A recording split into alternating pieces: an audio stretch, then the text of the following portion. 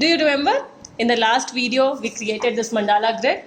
Today, we will be filling it up with patterns and making it more pretty. So, let's get started.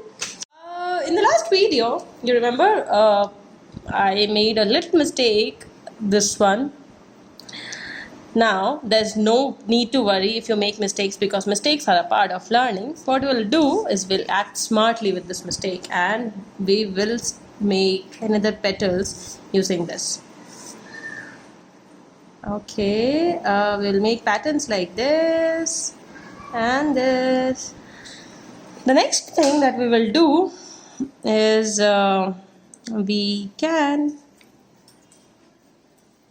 create little dome shaped over here, and then we will be filling up with some petal patterns like this.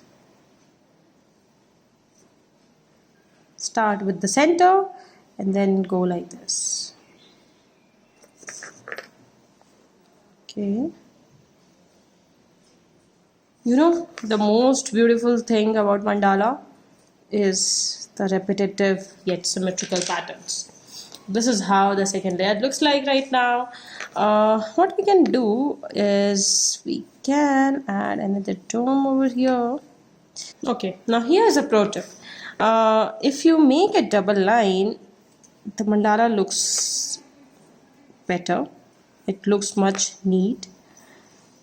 Now, what we'll be doing is creating another dome shape over here.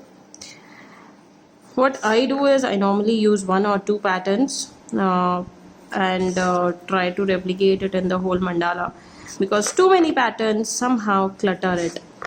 Here in this you can use this as a reference line, and that's where I asked you not to rub the lines because they come in very handy to help you understand where the dome should end, where it should start, and like we did it in the grid book. Okay, now this is done. So can you see how beautifully mandalas are shaping up?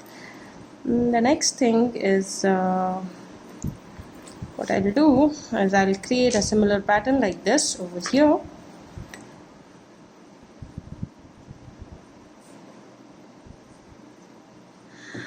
Yes, so we are done with the basic pattern filling. Now we have this petal left and this petal left. We will be filling it with say like this. We call it carry. Oh, I think I forgot to tell you, you can take the center line as the reference. I just went by the flow, I'm so sorry.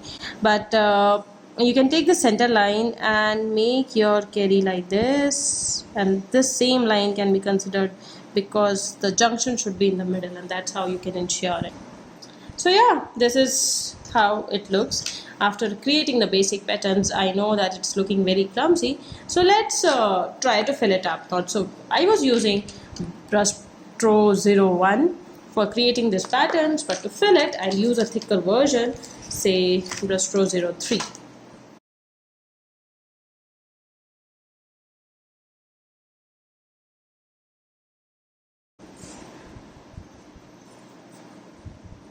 Just fill up the blank spaces, blank voids,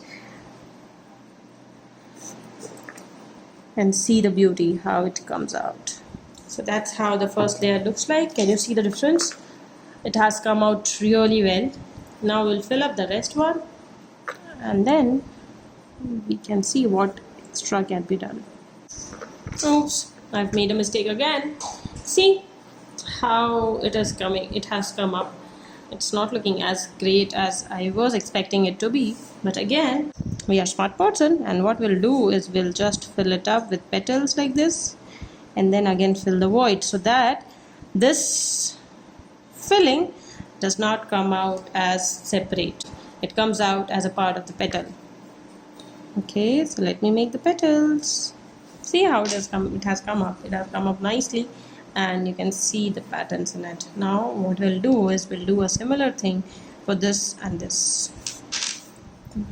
See, this is how it looks after adding the colors, adding the background, and filling up the voids. One thing that I have done is I have added one more line over here so that the pattern comes out clearly and it looks more clean and pretty. Can you see the difference between the previous one, which was looking like a messy one, but now this is more clean and more pretty? To do further more changes, what we can do is we can add little lines over here and then again fill the voids for this area.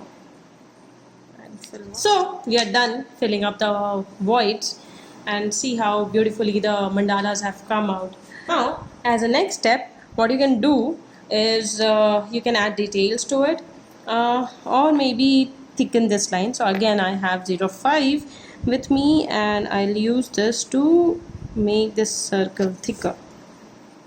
Somehow the middle pattern is not as dark as the remaining of the mandala, and that's where I think there is a challenge. That's why what I'll do is I will make this as dark so that it gels well with the rest of the mandala and looks good. So what we'll do is we'll make these petals dark, small petals that have come out because of the mistake we did. Remember, it's no more visible. Again, I'll use 0.1 with me, just through 0.1 and fill this one as with lines. You can fill it up solids if you want, but let's see how it looks with lines. Yeah, so I am satisfied with how it's looking up right now. And once you are satisfied and you are sure that you don't want to add any more details, we can rub off the extra lines or the supporting lines.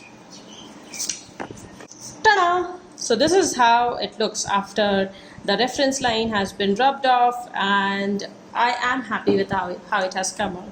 I like it empty in the center, but if you want, you can add intricacies to it. Now this mandala is what we made. In the center, what you can do is you can add a tree, a bird, or even the mandala patterns. It will look, you can make more intricate, whatever you want to do. In this video, we not only learned how to make mandalas, but also learned how to correct the mistake. So for example, here there was a mistaken line, but now it's no more visible. Similarly, while filling up the colors, we messed it up somehow, but corrected it smartly. So it's all about practice. It's all about how you make your mandalas more pretty. They gel along in any kind of form. See you in the next video, in which we will be making a Zen art. Bye.